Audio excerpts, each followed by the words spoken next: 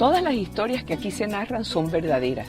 Son producto de muchos años de investigación en libros antiguos, como por ejemplo de los escritos del doctor Cristóbal L. Mendoza, quien fue secretario perpetuo hasta su muerte en 1978 de la Academia de Ciencias Políticas y Sociales, donde ocupó el sillón número 10 y fue director e individuo de número de la Academia Nacional de la Historia de Venezuela. Él tiene toda una colección de documentos relativos a la vida pública del libertador de Colombia, Venezuela y el Perú, Simón Bolívar, para servir a la historia de la independencia de Sudamérica. De los libros del hermano Nectario María, quien fue fundador del Centro de Historia del Estado Lara e impulsor en Venezuela del culto mariano, con su libro Venezuela Mariana, la maravillosa historia de Nuestra Señora de Coromoto de Guanare, la historia elemental de Venezuela, historia superior de Venezuela, historia general de Venezuela y la historia de América. De los libros de don Pedro Grases con la historia de la cultura en Venezuela.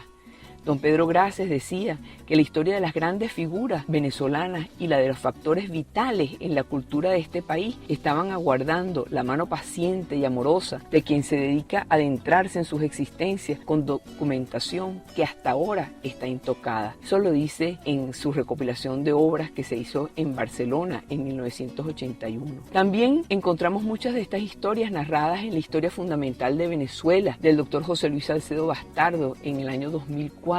En su 11ª edición, de la Venezuela heroica de Eduardo Blanco, de la historia de Venezuela, escrita en 1960 por Guillermo Morón, en las lecturas venezolanas de Mario Briceño Iragorri, o en esos libros de Augusto Mijares llamado La Patria de los Venezolanos en 1750, Hombres e Ideas de América y lo afirmativo venezolano. También Santiago Key Ayala nos produce una cantidad de ideas y de datos en su aluvión hemerográfico y sus cateos de bibliografía. Mariano Picón Salas con su historia cultural de América Latina, o en esas historias tan simpáticas que narraba Arturo Uslar Pietri y que recopiló en su libro Cuéntame a Venezuela. Y por supuesto, un libro de referencia obligada, el Diccionario de Historia de Venezuela de la Fundación Empresas Polar 1997. Las historias que aquí narramos, repito, son auténticas y son una síntesis de tantas historias narradas por estos grandes historiadores que forman parte de un conjunto todavía mayor de historiadores patrios. A ellos le damos las gracias por hacer que nuestra historia de Venezuela